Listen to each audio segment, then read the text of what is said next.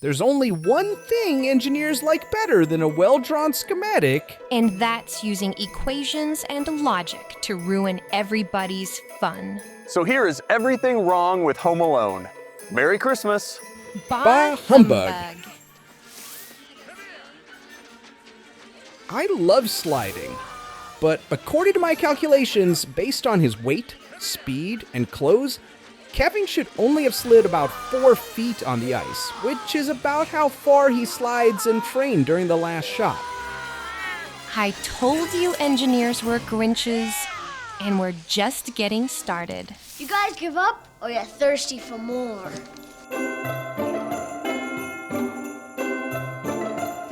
Kevin can steer his toboggan about as well as I can steer this cardboard box. I'm okay, it's just a flesh wound. Another friction problem.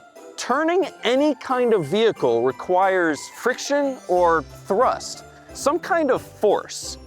He is 100% aimed at the wall. There is absolutely no features or mechanisms that would allow him to make 2 sharp turns to pass straight through the doorway, and there's no ramp at the door that would cause this kind of jump, and he's pointed straight down the sidewalk, not into the yard.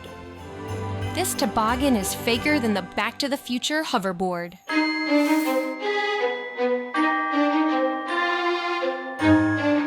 These shelves break wrong. The part subjected to the most stress is the part furthest from the support. That's under Kevin's left foot, not his right foot, which is right where the central metal bracket is located. But even ignoring the location, why the heck did the second shelf break, or the bottom ones? He wasn't even touching those. These bills are all ones. Buzz's life savings is like $4. That's barely enough for a couple churros. How's he buying pizza and groceries with this? Ah, spider! In fluid mechanics, the conservation of mass is sometimes called continuity. However much water enters a control volume, that same amount has to leave the volume. Compare the trickle of water dripping out of the kitchen sink with the flood of water off each stair in the basement. If the Wet Bandits only plugged the kitchen sink, there's definitely a mismatch in the water supply. But if we think Marv also clogs some of the other bathroom sinks too, then I guess we'll allow it.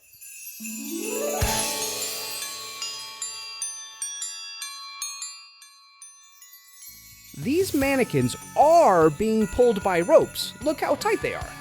And look how the shirt is cut open so the rope can slide smoothly along a pulley inside the shirt. But Kevin is not the one pulling them. When Michael Jordan passes in front of the camera, they set this up intentionally to hide that Kevin's ropes are just attached to a stationary block here. That's why he can only wiggle them up and down, and they're so slack. They are fixed at the other end, so he can't pull them. The mannequins themselves were pulled by production assistants who are also hiding behind Michael Jordan's face. I could understand this sort of trickery from Dennis Rodman, but I expected more from Michael Jordan.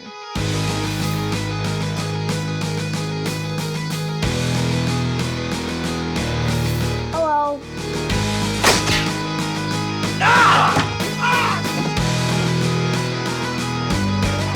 I love string even more than I love sliding. It's my second favorite toy. But what the heck is this string doing over here? The blowtorch is pulled by the string tied around the top of the curtain on the door. What's the point of all this extra section looped around the doorknob and through the cabinet handles? The end is just laying there.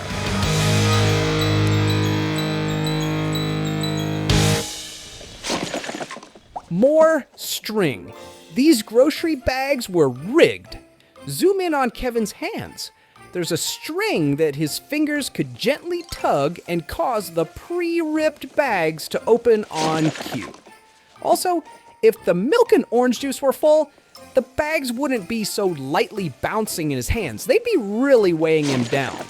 This movie is supposed to be a comedy. Empty food containers? My belly is sad, sad, sad. Oh, now we're talking. All-you-can-eat shrimp cocktail. Frank, those are for later. Hey, lady, shrimp aren't for later. It's always time for shrimp right now. But 12 ounces of cocktail sauce for 1 pound of shrimp is a hate crime against snacks. Whoever created this plate is what the French call laissez incompétent. So there, fixed it for you. This is a proper ratio of shrimp to cocktail sauce. Family Crisis Intervention, Sergeant Balzac. This isn't an engineering mistake, but if we're talking food, we have to mention low-key the funniest scene in the entire movie, Sergeant Balzac answering the phone while eating his donut, and a piece falls and lands on the receiver, and they just keep the camera rolling. Unintentional comedy genius. That donut crumb is my Roman Empire. I think about it weekly. Piper on 2. Hold on, please. By the way, when they set the cop to the house and he says, There's no one home. The house looks secure. Time to count their kids again. the door was unlocked. Kevin never locked it when he ran inside. The cop didn't even try the knob. Maybe this lazy bum should be nicknamed Sergeant Ballsack. Hey, no ball sack jokes. You know that's a sensitive subject.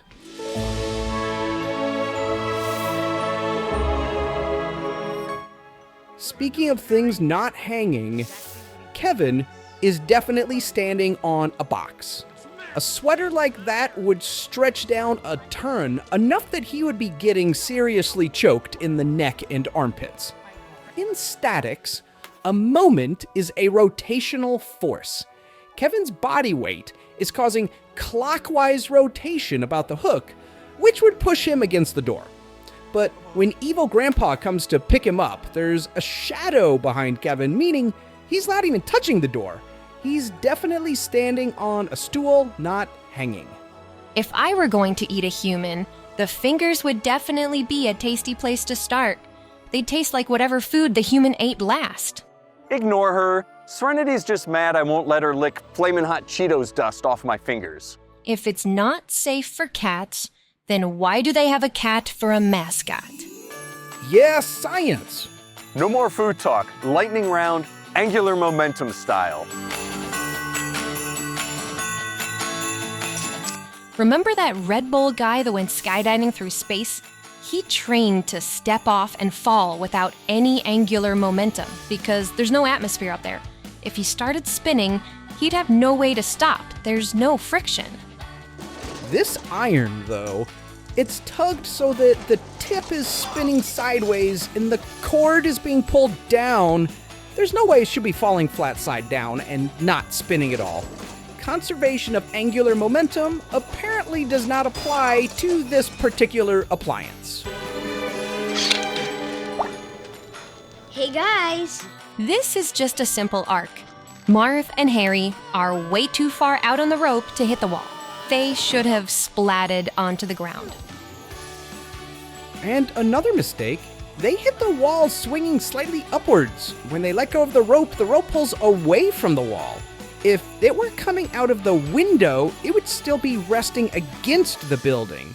So they must have set up a rope swing out here a few feet away from the building to film this stunt. And back when Kevin first set up the zip line, he folds over the rope and pulls it as if he's finishing a complicated knot, but this last section isn't even attached to anything. Fun bit of trivia, all 4 of Kevin's siblings, the actors playing them, were born in 1977. So were they supposed to be fraternal quadruplets or adopted? They don't really look like siblings, but they do definitely look like different ages. Except for Fuller, he's Kieran Culkin. Fuller is Macaulay Culkin's real-life brother.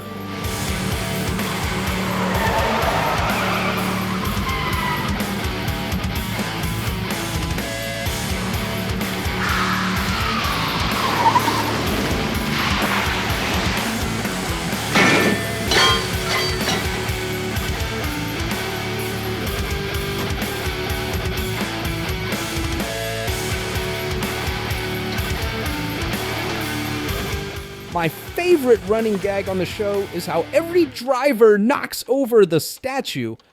But how are they able to put it back on its stand if the cars don't back up? The car should be covering the stand.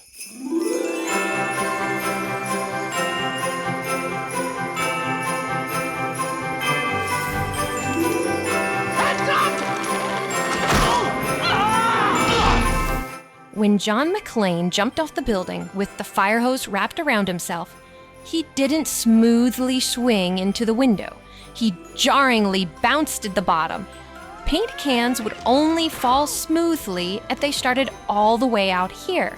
Rope is springy, so if Kevin threw them partially downward, they should have bounced back towards Harry and Marv, not swung smoothly. Rope is sacred. All this string disrespect, the whole movie, it will not stand. I demand justice. Ruining one movie was just the appetizer. Watch this video next. 6 more Christmas movies just filled with mistakes. I know you'll love it. That is a Serenity guarantee.